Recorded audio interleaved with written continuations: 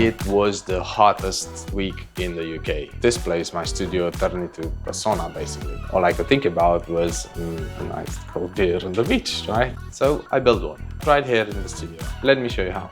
The aim wasn't the set that suggested the beach. It was to be there.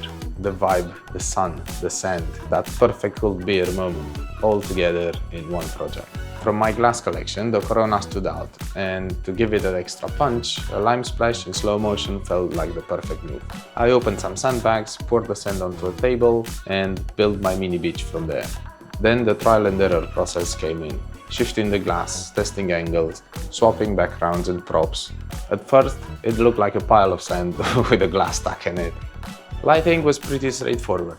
To mimic sunlight, I mounted the Fresnel lens on an Light 500 as my main light, maxed out and pushed as far back as possible. Then I balanced it with another light from the top, closer to the camera this time, while a big diffusion sheet with an aperture 300 softened the shadows. I finished up with the background light and also placed the whiteboard just behind the glass on the left side to make it pop. Now, this was a test shoot, so I was on my own with a single glass, which made it very complicated. I cleaned the glass, tape precise area for spraying, and add fake condensation.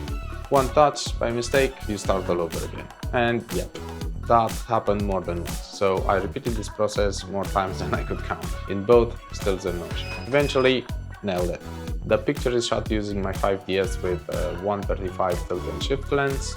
And for the video, I switched to my Ursa G2, shooting at 300 frames a second in 80mm using a 24-105 lens. That's a wrap for this setup. Next time, I'll take you behind the scenes of the next shot in this project. See you there, and thanks.